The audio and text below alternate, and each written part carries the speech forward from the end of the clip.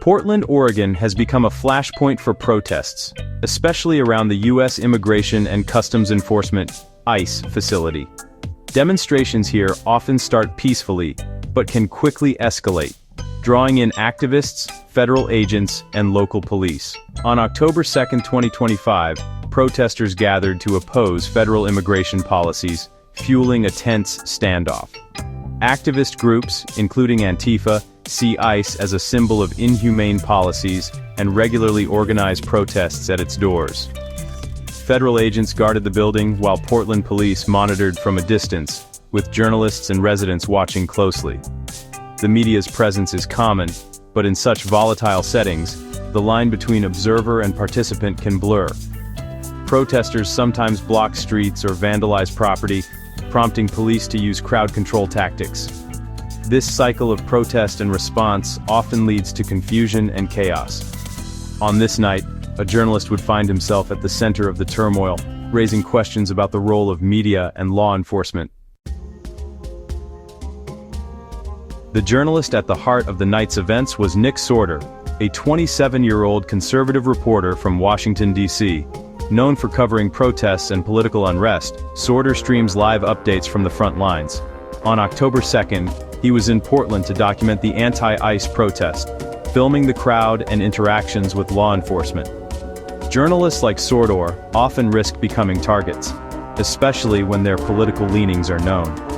At this left-leaning protest, Sorter's conservative reputation made his job even more precarious. Before his arrest, he was filming protesters allegedly pepper-sprayed by federal agents, aiming to show his audience the reality on the ground. In such charged environments, even documenting events can be seen as provocative. As tensions rose, Sorter's role shifted from observer to participant. The night would soon take a dramatic turn, pulling him into the heart of the conflict.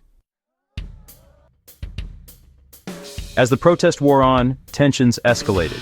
Police observed fights breaking out and deployed their rapid response team to restore order.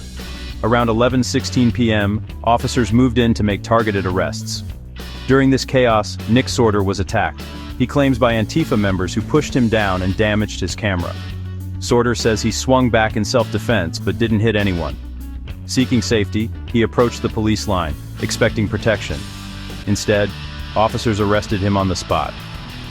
The journalist who came to report the story suddenly became part of it. His arrest highlighted the confusion and volatility of the night.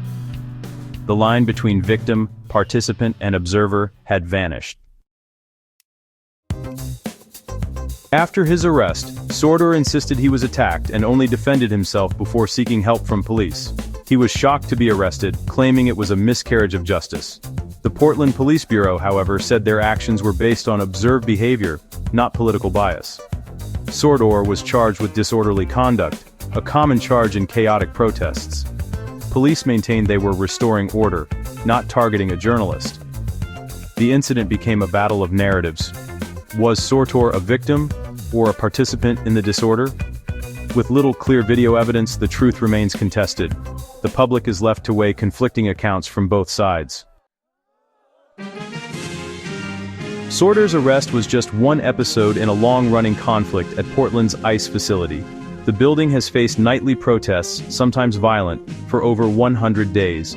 Tensions run deep, not just between protesters and federal agents, but also between local and federal law enforcement. The protests are driven by passionate community members, and the doxing of ICE employees has escalated the conflict.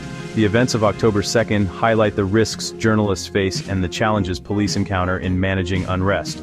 The incident raises questions about press freedom, police tactics, and the blurred roles in chaotic protests.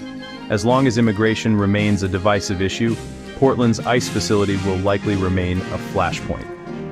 The story of that night is a microcosm of the nation's ongoing struggle over protest, policing, and the press.